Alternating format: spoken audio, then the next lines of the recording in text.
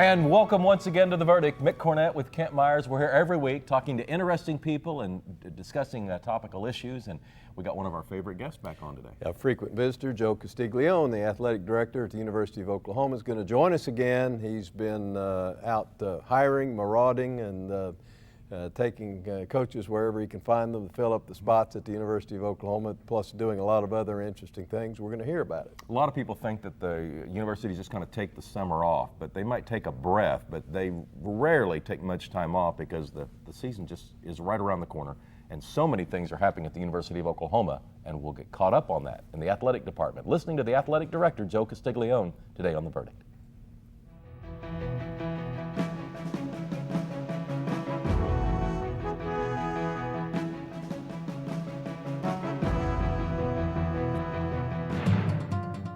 In driving rain, blistering heat, and bitter cold, 365 days a year, 24 hours a day, Chesapeake drills non-stop for natural gas on American soil.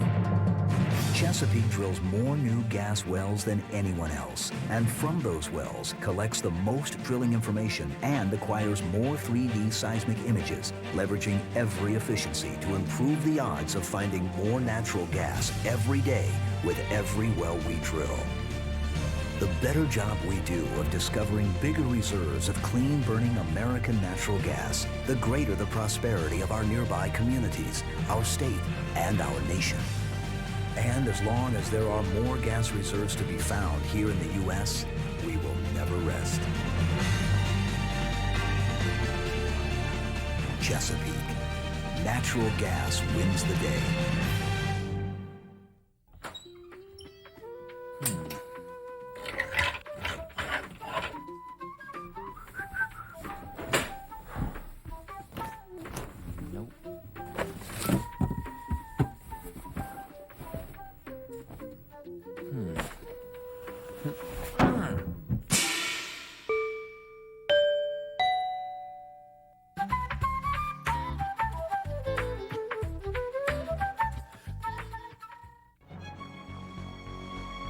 Wilsey, Meyer, Eatman, Tate. We're accountants. We do taxes, business valuations, estate planning, and consulting. And we're right here in Oklahoma, working with the owners of small and medium-sized businesses. Steve Wilsey and Stuart Meyer have the resources and the experience. Wilsey, Meyer, Eatman, Tate in Oklahoma City and Tulsa.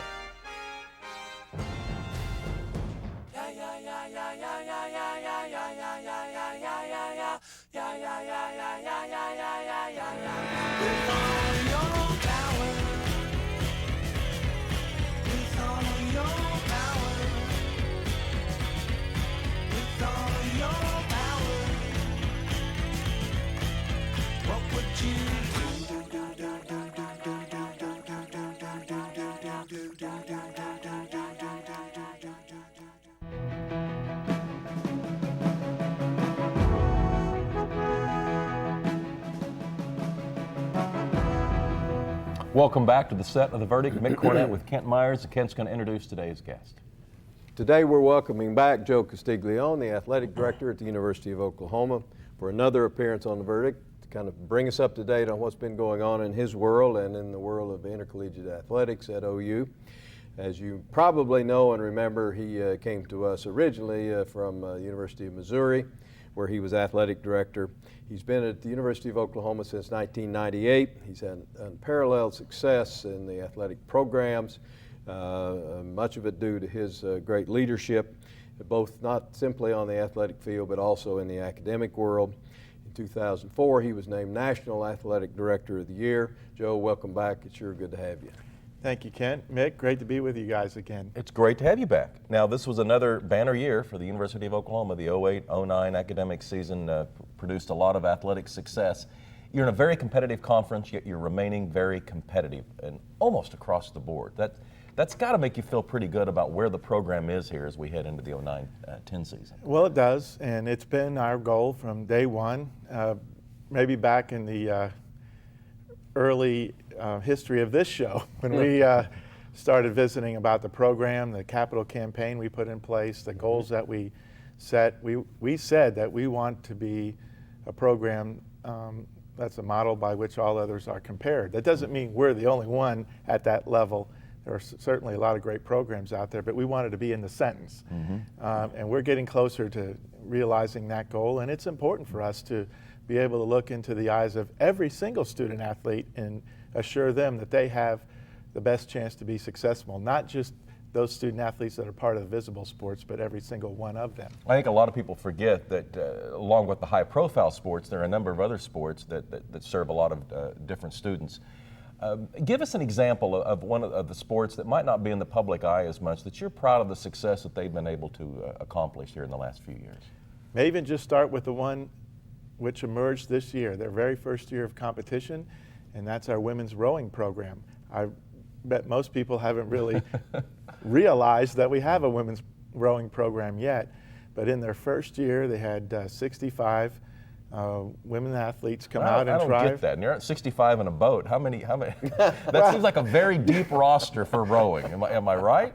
Or that or a big boat. But actually, it's one of the great sports for that reason, because it creates an incentive for student athletes to participate in a varsity sport. Most of the people, obviously, that we have coming out for that program are what we'd call novices. And as you know from the great emergence of the Oklahoma River and what it means to Oklahoma City, we have a presence there now, and building a boathouse on the river, and that's the side of our competitions, and we're working to have a Big 12 championship there. We are also in time going to host the NCAA championships. We're right in the queue working through that. So that program gives many women athletes a chance to participate. And of course, the more they participate, then the experience levels kick in. We only have 3 student athletes on scholarship right now. You're allowed 20.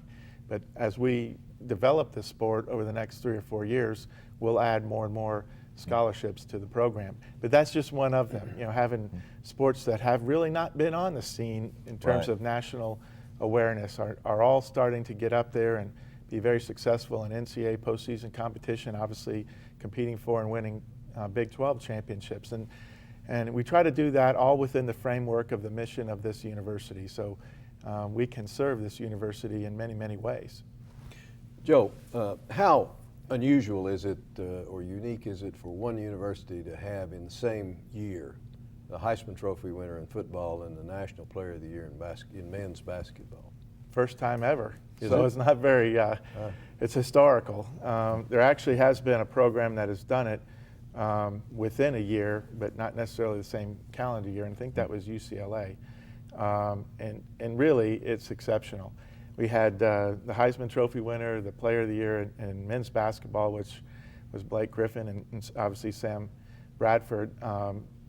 But we were within an eyelash of having the Women's Player of the Year with Courtney Paris. She was the first 4-time All-American in the history of women's college basketball, and was just out of the voting for the National Player of the Year. That trifecta would have been incredible, but even with that, it's still a very significant accomplishment. And then, of course, we've had, in other sports, we've had up to, 9 players or athletes of the year in their given sport within this conference. That's a phenomenal accomplishment. You mean since the Big 12? All in one year. My goodness.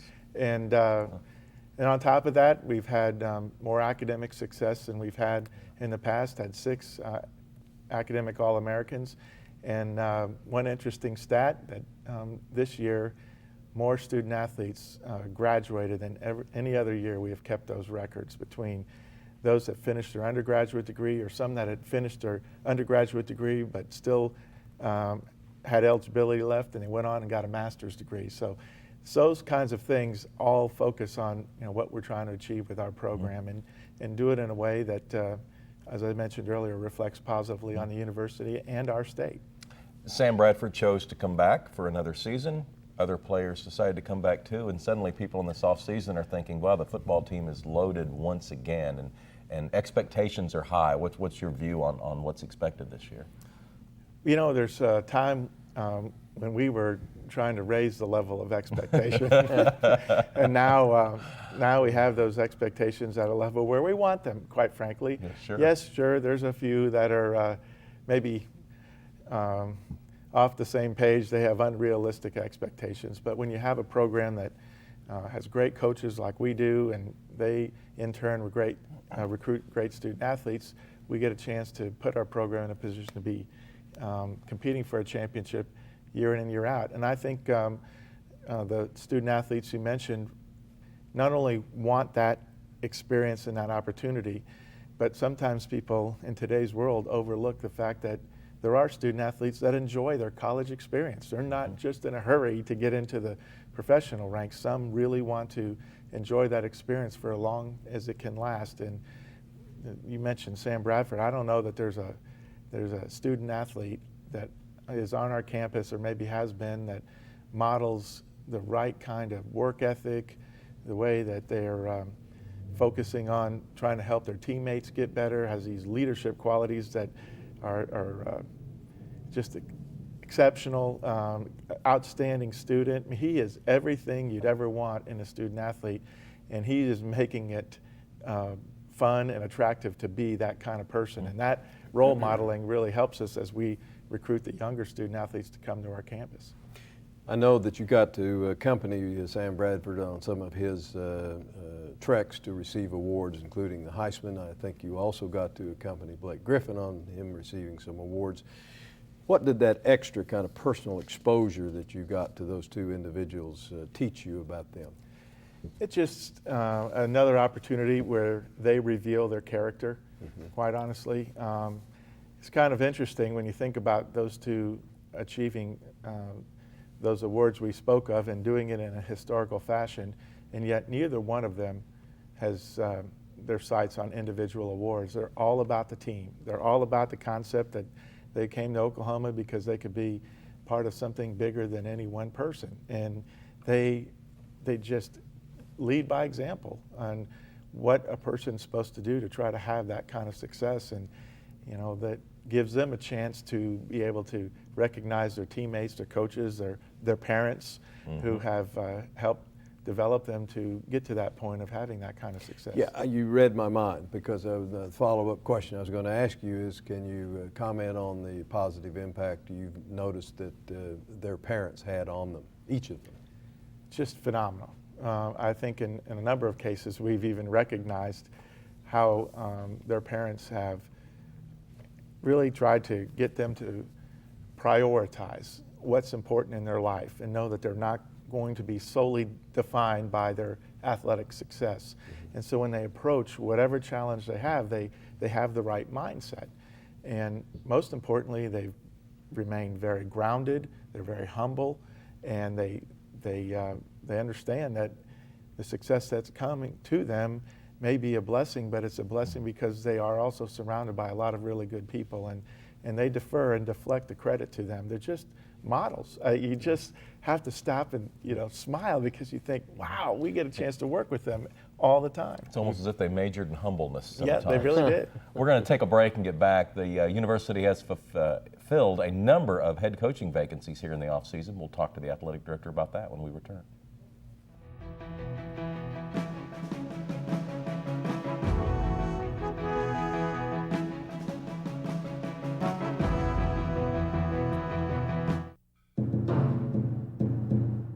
Shay Buchanan, Special Olympics Athlete of the Year, and I am Chickasaw. I have scoliosis and problem with my joints and my arms. It just amazes me every day to see her here whenever the doctor said, that there's a good chance that she may not be with you for very long. The competition, it's real good. I throw my softballs far, and I get a ribbon. In the next Special Olympics, I will run faster, throw the softball farther, and I will win. And I thank God every day that I am blessed with her, because she's my little angel. I'd like to thank the Chickasaws and my friends and family for being there and loving me just the way I am. Home values are down in some states, but not in Oklahoma. Oklahoma's home values have increased 4.2% during the past 12 months. Well, unlike some states where home values have decreased as much as 20%. Good thing you're in Oklahoma. There may be real estate problems in some states, but there has never been a better time than now to buy or sell a home in Oklahoma. One of the most affordable states in the country, Oklahomans are buying and selling homes every day, and an Oklahoma Realtor can show you how. Good thing you're in Oklahoma. That land next door was a mess. Take more than a lawnmower to revive that land. I heard the oil and natural gas people was cleaning up old oil sites, and it wouldn't cost us a plug nickel. Oh, yes, sir, it was quite a revival. The whole church showed up, want to make a playground for the kids. It sure is a blessing.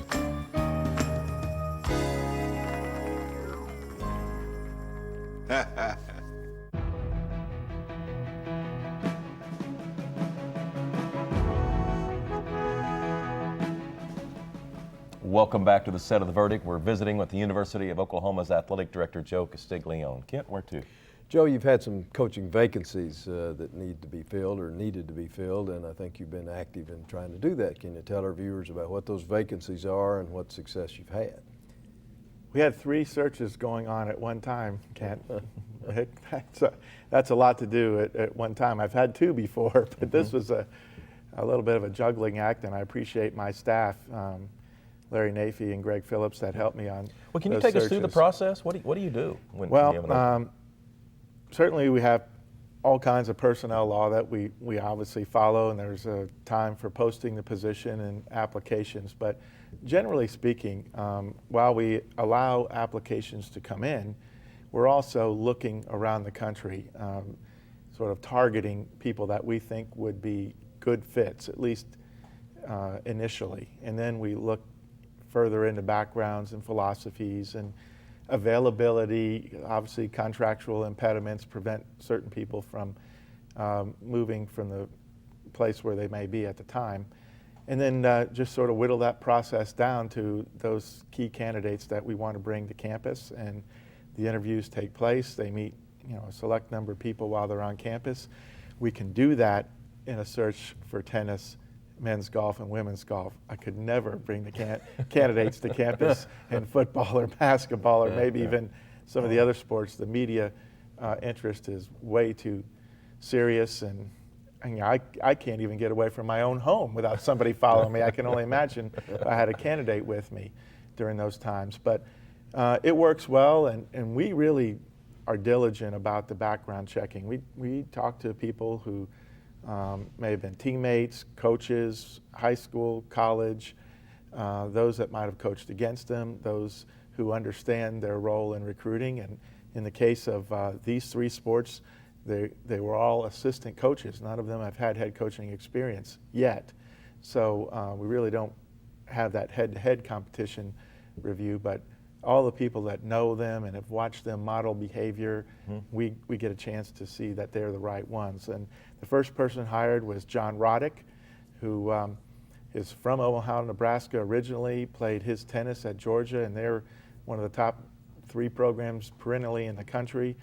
He was an assistant coach at Florida State and then back at Georgia. He had left to develop his own tennis academies and had just sold that recently and wanted to get back into coaching. We knew about it, and obviously moved through the search with him. We're really fortunate to have him. If you recognize that last name, Yeah, I did recognize it's the last Andy's name. brother. And so in fact, he just, as we're taping the show, he is just over at Wimbledon. And hopefully Andy, it turns out well for Andy.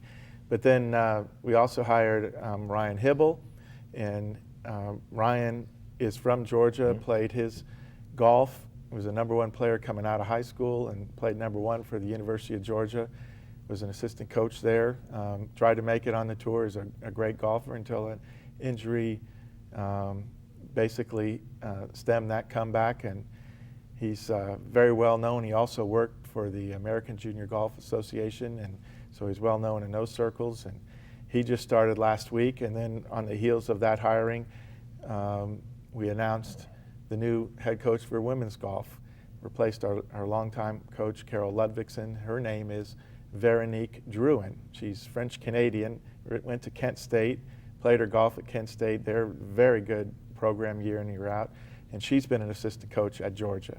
So as Kent, mentioned to me before the show started, he thinks I just spent several nights in the great state of Georgia, and I can tell you that it is pure coincidence the way these searches ended up with people with Georgia ties. But the one thing they do have in common, they've played at a very high level, they've coached the best student athletes out there in the country, and obviously they understand what it takes to build a championship program, which is what we want here. Well, one of the common themes I see there is you've gotten people from very high quality programs, and they have a fairly good knowledge of younger players that might be available to attend the university. Right, and sometimes in certain sports, the head coaching experience may be a bit overrated. Not in all sports, and I'm not saying that having the experience is overrated, but sometimes people put way too much emphasis on that and not on the characteristics that it takes to become a great coach.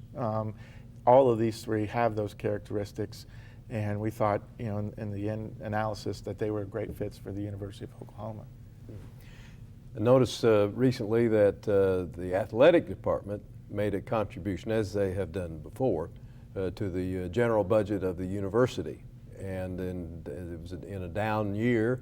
It was a bigger contribution, I guess, than historically had been the case. Can you please explain that to our viewers and kind of tell them what you did and why? Well, no surprise and no mystery that the economy has affected everybody. Even in our own athletic department, we've been affected to some degree, but we've been able to work through it to this point. At times when the athletic department has been struggling, the university stepped in to help the athletic department move forward, and I think this is an example when we had an opportunity to step in and help the university. As you mentioned, we have been doing that over the last 4 to 5 years. We just increased our contribution to the academic mission, and that increase is $3 million new dollars on top of what we've been doing in the past. So when really somebody looks at the actual dollar impact to the university, President Bourne mentioned in his remarks at the recent Regents meeting that it's around $7 million. And that shows that athletics can be a great partner to the institutional mission, in some ways counteract some of the criticism that doesn't dig deep enough to find out what athletics does mean to the campuses around the country. I realize that there's some places where it's overdone and people over-commercialize it and they get outside the boundaries of the institutional values and mission. We not being naive, but most places do understand that together both entities have to be successful, and if one is, the other one can be and reflect positively. About 30 seconds left. The Big 12 Conference, it seems to be a strong top to bottom as I remember. It doesn't seem like you have any universities that just aren't able to compete in at least one or two of the higher profile sports. You got to be pleased with where the conference is. Really, Mick, that's correct. And actually the success of one has incentivized the others to move their programs up. And when we started this conference back in '96, we had this kind of dream, and now it's being fulfilled by national championships and every kind of sport that we sponsor. So, and that's the best part is that the days ahead are going to be even more successful. I sense that. Well, Joe Castiglione, thanks for coming back on The Verdict. Oh, thank you all for having me on. Awful good to have you. Among our most frequent visitors, but we enjoy his visit every time. Kent and I'll have a final word right after this.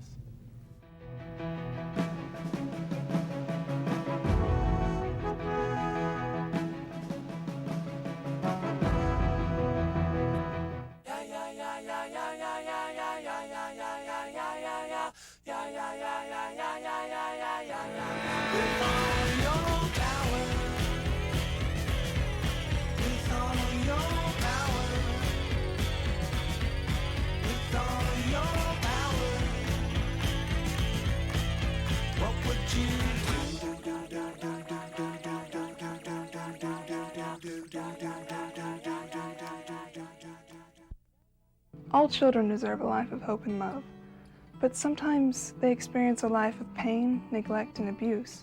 When that happens, each child deserves all the quality assistance and representation that can be offered in our legal system. For more information, call 23-CHILD.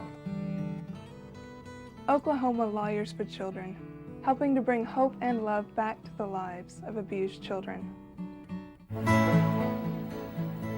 The good life comes naturally to Tulsa, where nature's beauty is matched with an eye for aesthetics. A legacy of neighborhoods graced with lawns and landscaping and handsome homes. A place that seems to have patented an ideal lifestyle. Bank First is loyal to the quality of life Tulsa assures its citizens, to the priority placed on education, culture, and growth. Loyal to builders who transform raw land into residential charm. Developers who see opportunity and add vitality to Tulsa's economy. Bank First serves both enterprise and private lives that need a loyal partner. It's how we help nurture this city's very good life. Bank First. Loyal to Oklahoma. Loyal to you. The Journal-Record is pleased to be a sponsor of The Verdict.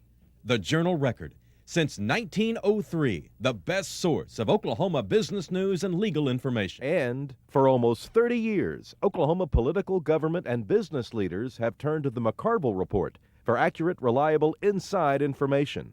Visit the McCarville Report online.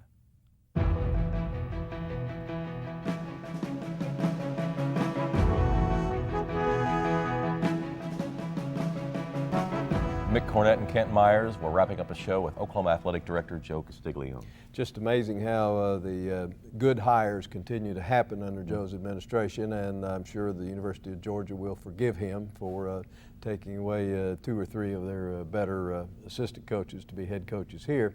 The University Athletic Department's obviously in good hands.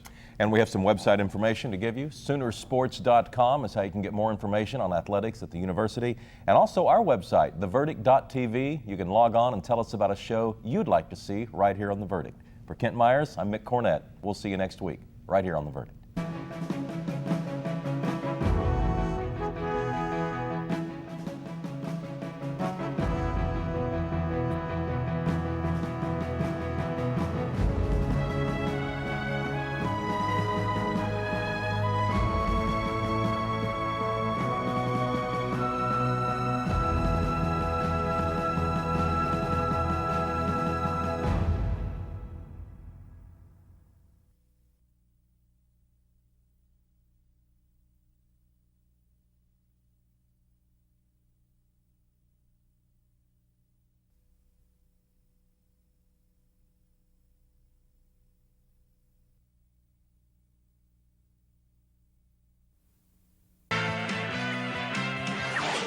The preceding program was produced exclusively for the Cox Channel.